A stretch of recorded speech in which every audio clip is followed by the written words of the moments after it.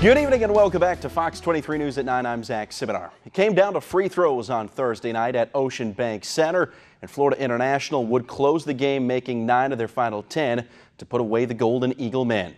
FIU won the free throw battle by scoring 17 more points from that charity stripe that Southern Miss struggled defending without fouling at times on Thursday as well. It was a close game heading into the break, but USM didn't attack the first 4 minutes of the second half like Coach Sadler had hoped, and during that time, a 3-point deficit quickly turned into a 13-point hole. Cortez Edwards finished the game with 17, as did Tyree Griffin. The Golden Eagles will look to regroup when they head to Boca to play Florida Atlantic on Saturday night. Southern Miss women didn't fare any better down south. The Golden Eagles played well in their eventual 62-56 loss to conference-leading Rice. Lady Eagles were left to play without starting point guard Shantae Hales, who got 27 out of Jayla King. USM rallied twice to get to within a possession, but couldn't get over the hump. Southern Miss drops to 12-9, 4-4 in league play. They'll host Marshall on Sunday afternoon.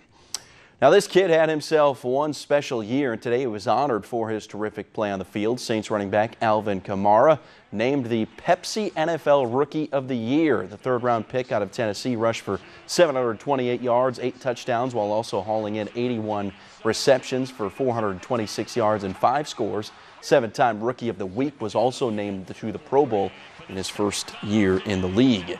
Super Bowl 52 is on the horizon as the Eagles and Patriots try to take advantage of their final few days of prep before the most important game of the year. The Patriots have been in this situation plenty of times, while the Eagles, on the other hand, are quite new at it. But the message from both head coaches about their teams is the same.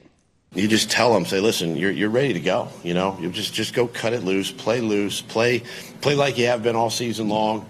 And we'll see what happens, Sunday afternoon. But for me, there'll be I think a piece of just understanding that the guys are ready to go and I'm ready to go, and we're just waiting for kickoff. The games this year, yeah, those guys did what they did. We won some, we lost some, but it doesn't really matter. We haven't played Philadelphia, and that'll be a completely different challenge against the Eagles, whatever the situations are in that game, because we haven't faced them before. So that'll be all new for us, and we'll see how we do. The Super Bowl between the Patriots and Eagles kicks off Sunday night at 5:30. Well, earlier in the week, Blake Griffin was traded from the Clippers to the Pistons in a blockbuster deal as the trade deadline looms. And Thursday, he lost his jersey. Griffin was making his Piston debut when he returned to the court for the second half and forgot to put on his jersey that he left in the locker room at halftime and couldn't start the third quarter. The club attendant retrieved the uniform for the power forward, and he was allowed into the game about 14 seconds into the second half. Pistons went on to beat the Memphis Grizzlies.